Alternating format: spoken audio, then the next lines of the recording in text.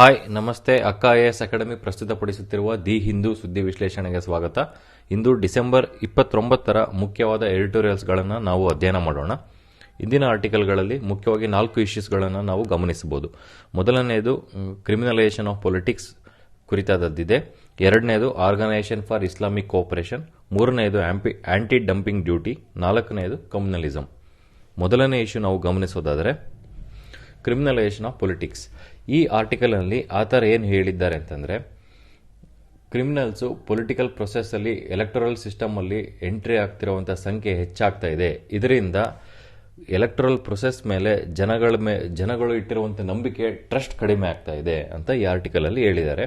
ಕೆಲವು ಡೇಟಾ ಕೂಡ ಎಕ್ಸಾಂಪಲ್ ಆಗಿ ನೀಡಿದ್ದಾರೆ. ಸೊ ನಾವು ಓವರ್ ಆಲ್ ಆಗಿ ಕ್ರಿಮಿನಲೈಸೇಷನ್ ಆಫ್ ಪೊಲಿಟಿಕ್ಸ್ ಅಂದರೆ ಏನು, ಅದು ಭಾರತದ ಡೆಮೋಕ್ರಸಿ ಮೇಲೆ, ಪ್ರಜಾಪ್ರಭುತ್ವದ ಮೇಲೆ ಅದರಿಂದ ಆಗ್ತಿರುವಂಥ ತೊಂದರೆ ಏನು ಅಂತ ನಾವು ಗಮನಿಸ್ಬೋದು.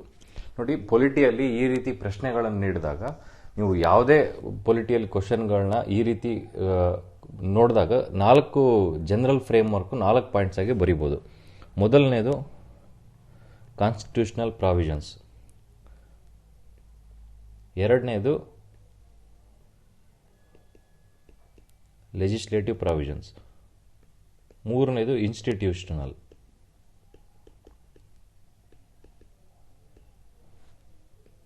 ನಾಲ್ಕನೇದು ಜುಡಿಷಿಯರಿ. ನೋಡಿ, ಪೊಲಿಟಿ ರಿಲೇಟೆಡ್ ಪ್ರಶ್ನೆಗಳು ಯಾವುದೇ ಬಂದರೂ ಈ 4 ಜನರಲ್ ಫ್ರೇಮ್ವರ್ಕ್ನ ನೀವು ಆನ್ಸರಲ್ಲಿ ಬಳಸಬೇಕು. ಅಂದರೆ ಸಂವಿಧಾನದಲ್ಲಿ ಅದರ ಕುರಿತಾಗಿ ಏನು ಹೇಳಿದೆ ಸಂವಿಧಾನ. ಎರಡನೇದು ಲೆಜಿಸ್ಲೇಟಿವ್ ಮೆಜರ್ಸ್, ಇದರ ರಿಲೇಟೆಡ್ ಪಾರ್ಲಿಮೆಂಟಲ್ಲಿ ಯಾವ್ದಾದ್ರು ಲಾ ಬಗ್ಗೆ ಹೇಳಬೇಕು. ಫಾರ್ ಎಕ್ಸಾಂಪಲ್, ಈ ಕ್ರಿಮಿನಲೈಸೇಷನ್ ಆಫ್ ಪೊಲಿಟಿಕ್ಸ್ ಅಂದರೆ ಎಲೆಕ್ಟರಲ್ ಸಿಸ್ಟಮ್ ಅಂದರೆ ಇನ್ಸ್ಟಿಟ್ಯೂಷನ್ಸ್ ಯಾವ ರೀತಿ ಕೆಲಸ ಮಾಡ್ತಿದೆ. ಇವಾಗ ಎಲೆಕ್ಷನ್ ಕಮಿಷನ್ ಆಫ್ ಇಂಡಿಯಾ ಅನ್ನೋದು ಒಂದು ಇನ್ಸ್ಟಿಟ್ಯೂಷನ್, ಅದಕ್ಕೆ ಏನೇನು ಪವರ್ಸ್ ಇದೆ, ಅದು ಏನೇನು ಮೆಜರ್ಸ್ ತಗೊಂಡಿದೆ ಅನ್ನೋದನ್ನ ಬಗ್ಗೆ ಬರೀಬೇಕು.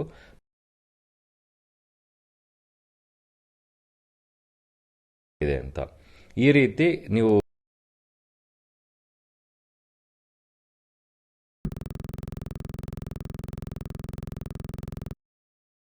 ನಾವು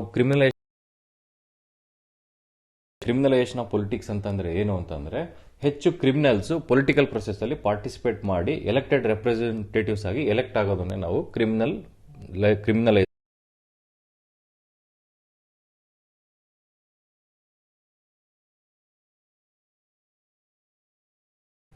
ರಿಫಾರ್ಮ್ಸ್ ಅಂತ ಒಂದು NGO, ADR ಅಂತ. ಈ NGOದವರು ಎಲೆಕ್ಟ್ರಲ್ ರಿಫಾರ್ಮ್ಸ್ ಕುರಿತಾಗಿ ವರ್ಕ್ ಮಾಡ್ತಾರೆ. ಅವ್ರು ಕೊಟ್ಟಿರೋ ಡಾಟಾ ಪ್ರಕಾರ 2004ರ ಲೋಕಸಭೆ ಎಲೆಕ್ಷನ್ನಲ್ಲಿ ಟೋಟಲ್ ಎಲೆಕ್ಟೆಡ್ ಮೆಂಬರ್ಸ್ ಅಲ್ಲಿ 24% ಎಲೆಕ್ಟ್ ಆಗಿರೋರಲ್ಲಿ ಕ್ರಿಮಿನಲ್ ಬ್ಯಾಕ್ಗ್ರೌಂಡ್ ಇತ್ತು.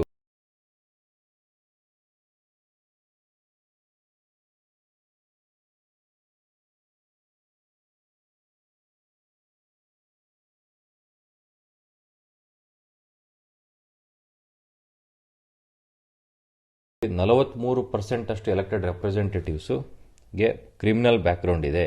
ಈ 43% ಅಲ್ಲಿ 29% ಅಷ್ಟು ಎಲೆಕ್ಟೆಡ್ ರೆಪ್ರೆಸೆಂಟೇಟಿವ್ಸ್ ರೇಪ್, ಮರ್ಡರ್ ಈ ರೀತಿ ಅಲಿಗೇಷನ್ಸ್ ಇದೆ. ಈ ರೀತಿಯಾಗಿ ಕ್ರಿಮಿನಲ್ ಬ್ಯಾಕ್ಗ್ರೌಂಡ್ ಇರುವಂತಹ ವ್ಯಕ್ತಿಗಳು ಪೊಲಿಟಿಕ್ಸ್ಗೆ ಎಂಟ್ರಿ ಆದಾಗ ಯಾವ್ಯಾವ ರೀತಿ ಸಮಸ್ಯೆ ಆಗುತ್ತೆ, ಈ ಕ್ರಿಮಿನಲೈಸೇಷನ್ ಕಾರಣ ಏನು ಅಂತ ನಾವು ನೋಡೋದಾದ್ರೆ, ನೋಡಿ, ಮೊದಲಿಗೆ ಈ ಡಾಟಾ ನೀವು ಬಳಸ್ಕೋಬೇಕು. ಯಾವ ರೀತಿ ಕ್ರಿಮಿನಲ್ಸ್ 30%ಇಂದ 30, 30ರಿಂದ 34, 34ರಿಂದ 43% ತನಕ ಇದು ಏರಿಕೆ ಆಗಿದೆ ಈ ರೀತಿ. ಸೊ ರೀಸನ್ಸ್ ಏನು ಅಂದರೆ, ಮೊದಲನೇದು ಲ್ಯಾಕ್ ಆಫ್ ಪೊಲಿಟಿಕಲ್ ವಿಲ್. ಅಂದರೆ ಪಾರ್ಲಿಮೆಂಟಲ್ಲಿ ಈ ಕ್ರಿಮಿನಲ್ಸ್ ಪಾರ್ಟಿಸಿಪೇಟ್ ಮಾಡೋದು ತಡೆಯೋದಕ್ಕೆ ಒಂದು ಸ್ಟ್ರಾಂಗ್ ಲಾನ ಇದುವರೆಗೂ ಪಾಸ್ ಮಾಡಿಲ್ಲ.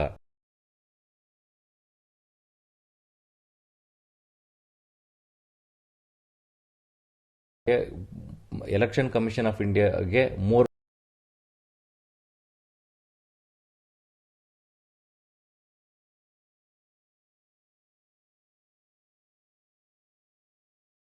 ಕ್ರಿಮಿನಲ್ ಬ್ಯಾಕ್ಗ್ರೌಂಡ್ ಏನಿದೆ ಅನ್ನೋದನ್ನು ನೋಡ್ದಲೆ ಅವ್ರು ಯಾವ ರೀತಿ ಕೆಲಸ ಮಾಡ್ತಾರೆ ಅನ್ನೋದೊಂದು ಪರೀಕ್ಷೆನ ಅದನ್ನ ಗಮನಿಸದಲ್ಲೇ ಓಟ್ ಹಾಕ್ತಿದ್ದಾರೆ. ಈ ನ್ಯಾರೋ ಸೆಲ್ಫ್ ಇಂಟ್ರೆಸ್ಟ್ ಇಂದನೂ ಕ್ರಿಮಿನಲೈಸೇಷನ್ ಆಫ್ ಪೊಲಿಟಿಕ್ಸ್ ಹೆಚ್ಚಾಗ್ತಾ ಇದೆ. ಮತ್ತೆ use of money power and muscle power, ಅಂದ್ರೆ ಎಲೆಕ್ಷನ್ ನಲ್ಲಿ ನಾವು ಜಯ ಗಳಿಸಬೇಕು ಅಂದ್ರೆ ಹೆಚ್ಚು ಹಣದ ಅವಶ್ಯಕತೆ.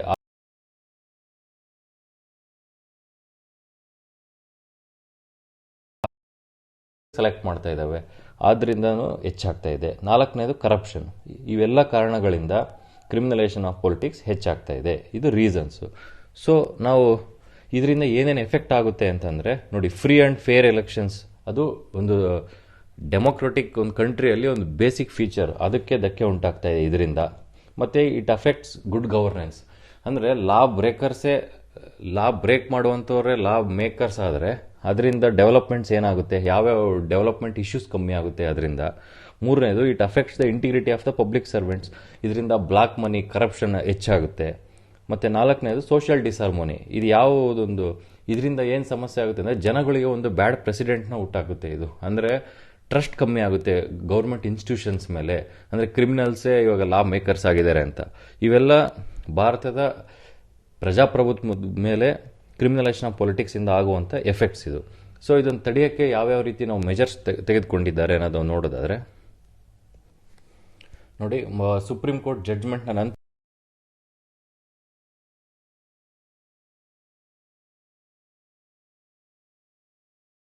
ಕ್ರಿಮಿನಲ್ ಬ್ಯಾಕ್ಗ್ರೌಂಡ್ ಏನೇನಿದೆ ಇನ್ಫಾರ್ಮೇಷನ್ನ ಅದರಲ್ಲಿ ಪಬ್ಲಿಷ್ ಮಾಡ್ತಾರೆ. ಒಂದು. ಎರಡನೇದು, ಕೋರ್ಟ್ ಏನೇನು ಆದೇಶ ನೀಡಿದೆ ಅದನ್ನು ಪೊಲಿಟಿಕಲ್ ಪಾರ್ಟೀಸ್ ಫಾಲೋ ಮಾಡ್ತಿದಾರೋ ಇಲ್ಲ ಸೆಲ್ನ ಕ್ರಿಯೇಟ್ ಮಾಡಿದ್ದಾರೆ. ಎರಡನೇದು. ಮೂರನೇದು ನೋಡಿ, ರೆಪ್ರೆಸೆಂಟೇಷನ್ ಆಫ್ ಪೀಪಲ್ ಆ್ಯಕ್ಟ್ ಪ್ರಕಾರ ಯಾರೇ ಎಲೆಕ್ಷನ್ ಕಂಟೆಸ್ಟ್ ಮಾಡೋವಂಥವ್ರು ಅವರಿಗೆ ಕನ್ವಿಕ್ಷನ್ ಆಗಿ 2 ವರ್ಷ ಅದಕ್ಕಿಂತ ಹೆಚ್ಚು ಕಂಟೆಸ್ಟ್ ಮಾಡೋಂಗಿಲ್ಲ ಅಂತ ಒಂದು ರೆಪ್ರೆಸೆಂಟೇಷನ್ ಆಫ್ ಪೀಪಲ್ ಆ್ಯಕ್ಟಲ್ಲಿ ಇದೆ. ಇದೊಂದು ಆ್ಯಕ್ಟ್. ಇದು ಲೆಜಿಸ್ಲೇಟಿವ್ ಮೆಜರ್. ಇದು ನೋಡಿ, ಎಲೆಕ್ಷನ್ ಕಮಿಷನ್ನ ನೀವು ಇನ್ಸ್ಟಿಟ್ಯೂಷನಲ್ ಮೆಜರ್ ಆಗಿ ಡಿವೈಡ್ ಮಾಡ್ಬೋದು ಆ 4 ಪಾಯಿಂಟ್ಗಳಲ್ಲಿ.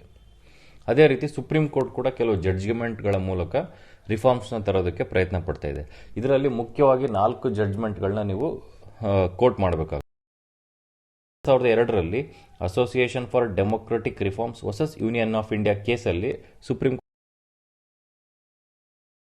ವ್ಯಕ್ತಿ ಅವರ ಕ್ರಿಮಿನಲ್ ಬ್ಯಾಕ್ಗ್ರೌಂಡ್ ಏನು, ಕ್ವಾಲಿಫಿಕೇಶನ್ ಏನಿದೆ, ಮತ್ತು ಅವರ ಪರ್ಸನಲ್ ಅಸೆಟ್ಸ್ ಏನಿದೆ, ಅದರ ಬಗ್ಗೆ ವಿವರನ ನೀವು ಎಲ್ಲ ಪೊಲಿಟಿಕಲ್ ಪಾರ್ಟೀಸು ವೆಬ್ಸೈಟಲ್ಲಿ ಪಬ್ಲಿಷ್ ಮಾಡಬೇಕು ಅಂತ ಹೇಳಿದೆ. ಮೊದಲನೇದು. ಎರಡನೇದು, 2010 Lily Thomas versus union of India ಕೇಸಲ್ಲಿ section 8 clause 4 of representation of people act ಇತ್ತು. ಕಂಟೆಸ್ಟ್ ಮಾಡ್ತಿರೋಂಥ ಅವರಿಗೆ 3 ತಿಂಗಳು ಕಾಲಾವಕಾಶ ಇತ್ತು. ಅಂದರೆ ಅದ್ರ ಬಗ್ಗೆ ಅಪೀಲ್ ಬೇರೆ ಹೈಕೋರ್ಟಲ್ಲೇ ಹಾಕಕ್ಕೆ. ಅದರಿಂದ ಏನು ಮಾಡೋರು, ಅವರು ಕೋರ್ಟಲ್ಲಿ 3 ತಿಂಗಳ ಕಾಲ ಅಪೀಲ್ ಇದ್ದಾಗ ಅಪೀಲ್ ಹಾಕಿ ಸ್ಟೇ ತರೋರು. ಸ್ಟೇ ತಂದು ಎಲೆಕ್ಷನಲ್ಲಿ ಕಂಟೆಸ್ಟ್ ಮಾಡ್ತಾ ಇದ್ರು. ಆ ಲಿಲ್ಲಿ ಥಾಮಸ್ ಕೇಸಲ್ಲಿ ತೆಗೆದು ಹಾಕಿದೆ. ಮತ್ತು ಮೂರನೇದು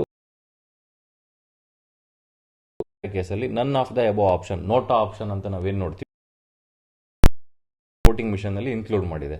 ಅಂದರೆ ಕಂಟೆಸ್ಟ್ ಮಾಡ್ತಿರೋ ವ್ಯಕ್ತಿ ಕ್ರಿಮಿನಲ್ ಬ್ಯಾಕ್ಗ್ರೌಂಡ್ ಇದೆ, ಅಲ್ಲಿರೋ ಎಲ್ಲ ವ್ಯಕ್ತಿಗಳು ನಮಗೆ ಜಸ್ಟಿಸ್ ತರ್ತಾರೆ ಇಲ್ಲ ಡೆವಲಪ್ಮೆಂಟಲ್ ಆಕ್ಟಿವಿಟೀಸ್ ಮಾಡ್ತಾರೆ ಅಂತ ನಂಬಿಕೆ ಇಲ್ಲ ಅಂದರೆ ಜನಗಳು ನೋಟಾ ಆಪ್ಷನ್ನ ಯೂಸ್ ಮಾಡ್ಬೋದು. Public interest foundation and others versus union of India ಕೇಸಲ್ಲಿ ಕ್ರಿಮಿನಲ್ ಬ್ಯಾಕ್ಗ್ರೌಂಡ್ ಇರುವಂಥ ವ್ಯಕ್ತಿಗಳ ಟ್ರಯಲ್ ಚಾರ್ಜ್ ಫ್ರೇಮ್ ಆದಮೇಲೆ ಕಂಪ್ಲೀಟ್ ಮಾಡಬೇಕು. ಇದರಿಂದ ರಿಯಾಲಿಟಿ ಏನು ಅಂತ ಜನಗಳಿಗೆ ತಿಳಿಯುತ್ತದೆ ಅಂತ ಒಂದು ಜಡ್ಜ್ಮೆಂಟ್ ನೀಡಿದ್ದಾರೆ. ಹಾಗೂ ರೀಸೆಂಟಲ್ಲಿ 2020ರಲ್ಲೂ ಕೂಡ ಸುಪ್ರೀಂ ಕೋರ್ಟ್ನವರು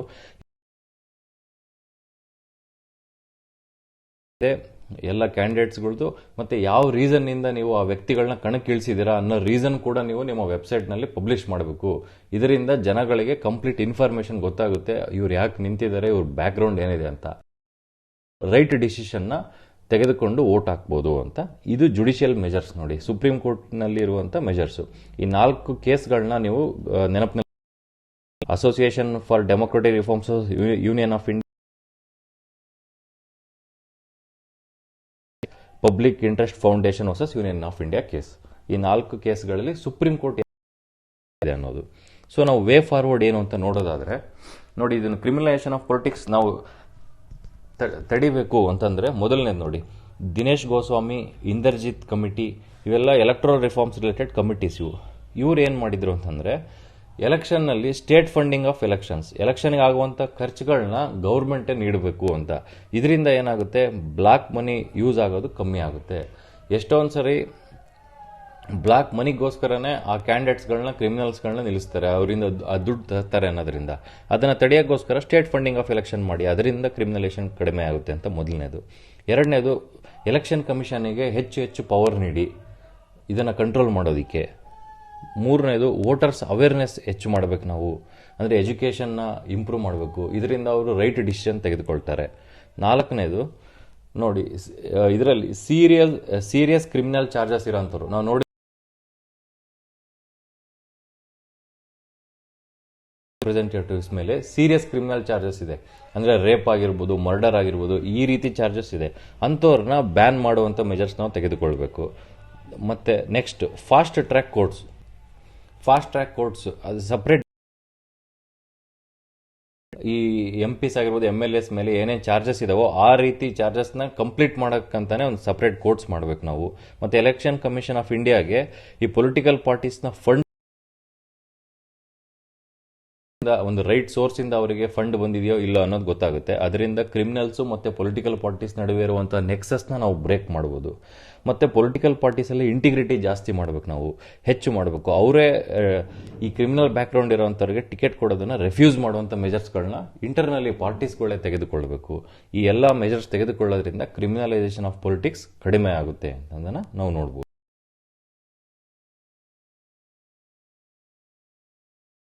ಏನು ಜಡ್ಜ್ ಇದ್ದಾರೆ, ನಾವು ಇನ್ನೂ ಯಾವ ರೀತಿ ಇಂಪ್ರೂವ್ ಮಾಡ್ಬೋದು, ವೇ ಫಾರ್ವರ್ಡ್ ಏನೋ ನಾವು ಇಲ್ಲಿ ನೋಡ್ಬೋದು. ಇದು ಮೊದಲನೇ ಇಶ್ಯೂ. ಇನ್ನು ಎರಡನೇ ಇಶ್ಯೂ ನಾವು ನೋಡೋದಾದ್ರೆ,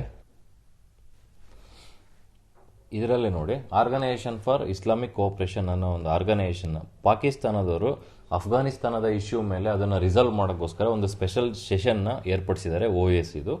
ಸೊ ಅದರ ಬಗ್ಗೆ ಇದರಲ್ಲಿ ಈ ಆರ್ಟಿಕಲಲ್ಲಿ ನೀಡಿದ್ದಾರೆ. ಸೊ ಮೇನ್ಸ್ ಪರ್ಸ್ಪೆಕ್ಟಿವ್ ಇಂದ ಇದರಲ್ಲಿ ಯಾವುದೇ ಇಂಪಾರ್ಟೆಂಟ್ ಪಾಯಿಂಟ್ಸ್ ಇಲ್ಲ, but organisation for Islamic cooperation ಅಂದ್ರೆ ಏನು, ಅದರಲ್ಲಿ ಇಂಡಿಯಾ ಮೆಂಬರ್ ಇದೆಯಾ ಇಲ್ಲ ಅನ್ನೋದನ್ನ ಪ್ರಿಲಿಮ್ಸ್ ಅಲ್ಲಿ ಕೇಳ್ತಾನೆ, ಅದನ್ನು ನಾವು ಗಮನಿಸಬಹುದು. ಇದು ನೋಡಿ,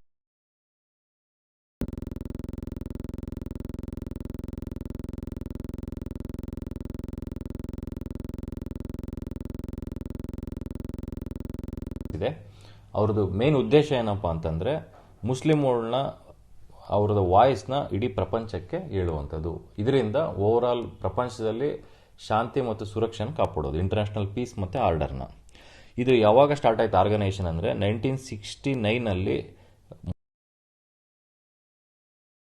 ಮೂಲಕ ಈ ಆರ್ಗನೈಸೇಷನ್ ಸ್ಟಾರ್ಟ್ ಆಯಿತು. ಇದರ ಹೆಡ್ ಕ್ವಾರ್ಟರು ಸೌದಿ ಅರೇಬಿಯಾದ ಜೆಡ್ಡಾ ಸಿಟಿಯಲ್ಲಿ ಇದೆ. ಸೊ ಇದರಲ್ಲಿ ನೋಡಿ, ಪ್ರಿಲಿಮ್ಸ್ ಅಲ್ಲಿ ಒಂದು option India is A member of OAS ಅಂತ.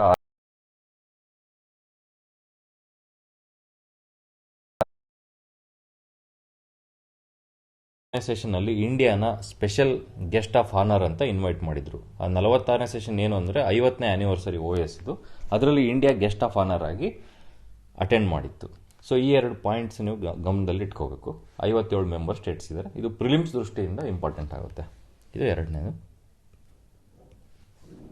ಇನ್ನು ಮೂರನೇ ನೋಡಿ, ಚೈನಾ ದೇಶದ 5 ಪ್ರಾಡಕ್ಟ್ಸ್ಗಳ ಮೇಲೆ ಭಾರತ ದೇಶದ 5 ಡ್ಯೂಟಿ ಅಂದ್ರೆ ಏನು ಅಂತ ನಾವು ಇಲ್ಲಿ ನೋಡಬಹುದು. ಒಂದು ಆಂಟಿ ಡಂಪಿಂಗ್ ಡ್ಯೂಟಿ,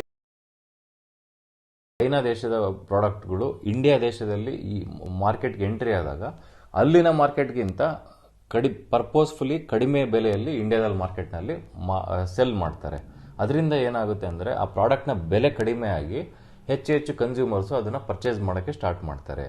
ಅದನ್ನೇ ಡಂಪಿಂಗ್ ಅಂತ ನಾವು ಕರಿತೀವಿ.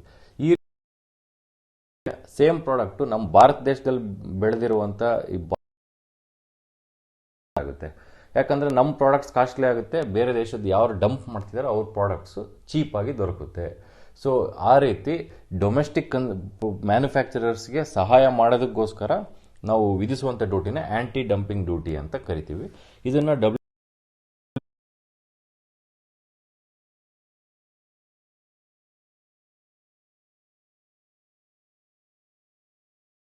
ಮೇಲೆ ಆ ಡ್ಯೂಟಿನ ವಿಧಿಸ್ತಾರೆ. ಅದರಿಂದ ಪ್ರಾಡಕ್ಟ್ನ ಬೆಲೆ ಹೆಚ್ಚಾಗಿ ಡೊಮೆಸ್ಟಿಕ್ ಮ್ಯಾನುಫ್ಯಾಕ್ಚರರ್ಸ್ಗೂ ಪ್ಲಸ್ ಫಾರಿನ್ ಈಗ 5 ವರ್ಷಗಳ ಕಾಲ 5 ಪ್ರಾಡಕ್ಟ್ಸ್ ಮೇಲೆ ವಿಧಿಸಿದ್ದಾರೆ. ಬಟ್ ಈ ಇದರಲ್ಲಿ ಏನು ಹೇಳ್ತಿದ್ದಾರೆ ಅಂತಂದ್ರೆ, ಈ ಮೆಜರ್ಸ್ ಒಂದೇ ನಾವು ತೆಗೆದುಕೊಳ್ಳಬಾರ್ದು, ಇದರಿಂದ ಯಾವುದೇ ರೀತಿ ನಮಗೆ ಉಪಯೋಗ ಆಗಿಲ್ಲ. ಒಂದು ಟ್ರೇಡ್ ಡೆಫಿಸಿಟ್ ನೋಡಿ, ಅಂತಂದ್ರೆ ಏನು ಅಂತಂದ್ರೆ, ಈಗ ನೋಡಿ ಭಾರತದ್ದು ಚೈನಾ ಟ್ರೇಡ್ ತೆಗೆದುಕೊಂಡಾಗ ಇಂಪೋರ್ಟೇ ಹೆಚ್ಚು ಇದೆ. ನಾವು ಎಕ್ಸ್ಪೋರ್ಟ್ ಅದನ್ನ ತಡೆಯೋದು ವಿಧಿಸಕ್ಕೆ ಸ್ಟಾರ್ಟ್ ಮಾಡಿದಾಗ ಫಾರಿನ್ ಪ್ರಾಡಕ್ಟ್ಸ್ ಇಂಡಿಯಾದಲ್ಲಿ ಸೇಲ್ ಆಗೋದು ಕಮ್ಮಿ ಆಗುತ್ತೆ. ಆಗ ಬರೇ ಡೊಮೆಸ್ಟಿಕ್ ಮ್ಯಾನುಫ್ಯಾಕ್ಚರ್ಸ್ ಮೇಲೆ ಇಂಡಿಯನ್ ಕಡಿಮೆ ಆಗುತ್ತೆ. ಕಾಂಪಿಟೇಷನ್ ಕಮ್ಮಿ ಆದಾಗ ಪ್ರಾಡಕ್ಟ್ ಇಂದ ಸ್ಟ್ಯಾಂಡರ್ಡ್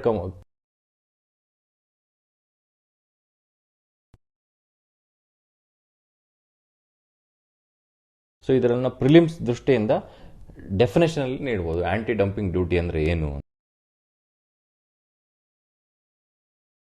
ಎರಡು ಡೆಫಿನೇಷನ್ಗಳನ್ನ ಕಾನ್ಸೆಪ್ಟ್ಸ್ನ ನೀವು ನೆನಪಿನಲ್ಲಿ ಇಟ್ಕೋಬೇಕು. ಇದು ಈ ಆರ್ಟಿಕಲ್. ಇನ್ನು ಮುಂದಿನ ಆರ್ಟಿಕಲ್ ನಾವು ನೋಡೋದಾದ್ರೆ, ಇದು ನೋಡಿ, ಈ ಆರ್ಟಿಕಲ್ ಅಲ್ಲೂ ಏನಿಲ್ಲ, ಬಟ್ ಕೆಲವು ಎಕ್ಸಾಂಪಲ್ಸ್ನ GS ಪೇಪರ್ 1 ನಲ್ಲಿ ಕಮ್ಯುನಲಿಸಮ್ ಅಂತ ಒಂದು ಟಾಪಿಕ್ ಇದೆ, ಕೋಮು ಅದರಲ್ಲಿ. ಸೊ ನೀವು ಹಿಸ್ಟ್ರಿಯಲ್ಲಿ ಓದ್ಬೇಕಾದ್ರೆ ಕಮ್ಯುನಲಿಸಮ್ ಅಂದೇನು, ಅದರ ಫೀಚರ್ಸ್ ಏನೇನು, ಭಾರತದಲ್ಲಿ ಎಷ್ಟೊಂದು ಧರ್ಮ ಜಾತಿಗಳಿದ್ರೂ ಕೂಡ ಇನ್ನೂ ಯೂನಿಟಿ ಅಂಡ್ ಡೈವರ್ಸಿಟಿ ಯಾವ ರೀತಿ ಮೇಂಟೈನ್ ಮಾಡ್ಕೊಂಡು ಬಂದಿದೆ ಅನ್ನೋದರಿಂದ ಓದಬೇಕಾದ್ರೆ ನೀವು ಅದಕ್ಕೆ ಚಾಲೆಂಜಸ್, ಯೂನಿಟಿ ಅಂಡ್ ಡೈವರ್ಸಿಟಿಗೆ, ಈ ಸೆಕ್ಯುಲರಿಸಮ್ಗೆ ಚಾಲೆಂಜ್ ಆಗಿ ನೀವು ಕಮ್ಯುನಲಿಸಮ್ ಬಳಸ್ತೀರಾ. ಅದರಲ್ಲಿ ಕೆಲವು ಎಕ್ಸಾಂಪಲ್ಗಳನ್ನ ಈ ಆರ್ಟಿಕಲ್ ಅಲ್ಲಿ ನೀವು ತೆಗೆದುಕೊಳ್ಬಹುದು. ಈ ವಾರದಲ್ಲಿ ಒಂದು ಸ್ಪೀಚ್ ಕೋಮುವಾದ ಕುರಿತು ಕೆಲವು ಎಕ್ಸಾಂಪಲ್ ಆಗಿ ಬಳಸಬಹುದು. ಎರಡನೇದು, ಎರಡು ಪೀಪಲ್ನ ಸಿಕ್ ಪ್ಲೇಸಸ್ ಇದರಲ್ಲಿ ಮರ್ಡರ್ ಮಾಡಿದ್ರು, ಅದೊಂದು. ಮತ್ತೆ ಕ್ರಿಶ್ಚಿಯನ್ ಕೆಲವು ಇನ್ಸ್ಟಿಟ್ಯೂಷನ್ ಸ್ಟ್ಯಾಚ್ಯೂಸ್ನಾಗಿರ್ಬೋದು, ಅದನ್ನ.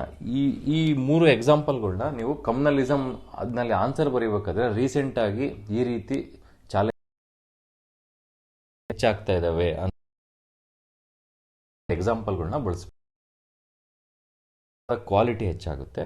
ಸೊ ಈ ಮೂರು ಎಕ್ಸಾಂಪಲ್ಗಳನ್ನ ನೀವು ಇಲ್ಲಿ ನೋಟ್ ಮಾಡ್ಕೋಬೇಕು.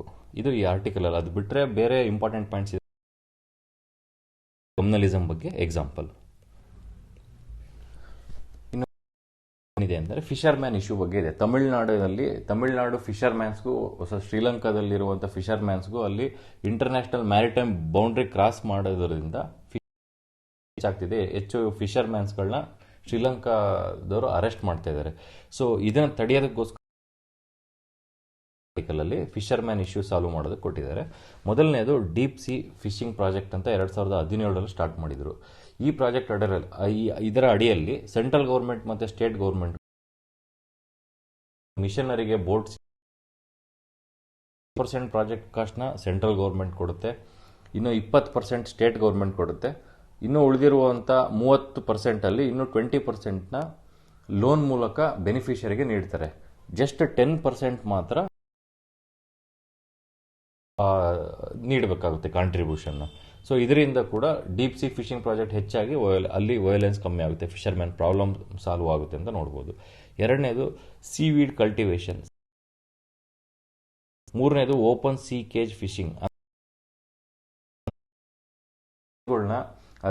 ಯೂಸ್ ಮಾಡಿ ಅಲ್ಲೇ ಸಿಯಲ್ಲೇ ನಾವು ಫಿಶಿಂಗ್ ನಾವು ಹೆಚ್ಚು ಮಾಡಬೇಕು. ಮತ್ತೆ ಅಂದ್ರೆ ಸಣ್ಣ ಫಿಶ್ಗಳನ್ನ ಅಲ್ಲಿ ಕಲ್ಟಿವೇಟ್ ಮಾಡಿ ಇದರಿಂದ ಕೂಡ ನಾವು ಮತ್ತೆ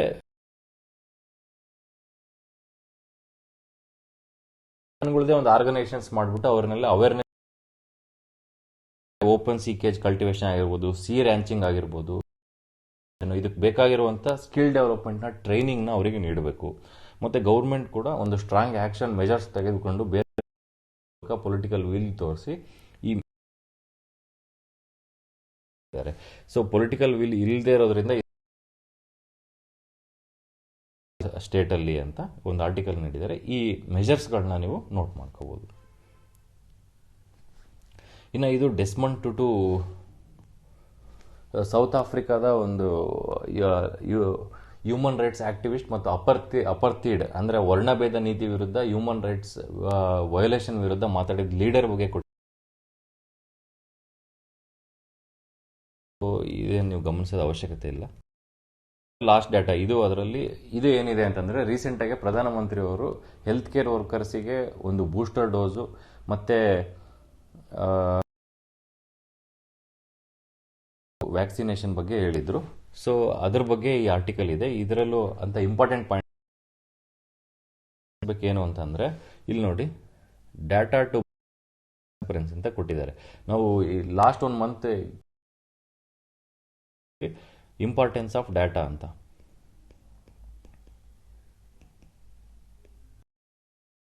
ಅದನ್ನ ನೀವು ಇಲ್ಲಿ ಗಮನಿಸಬೇಕು.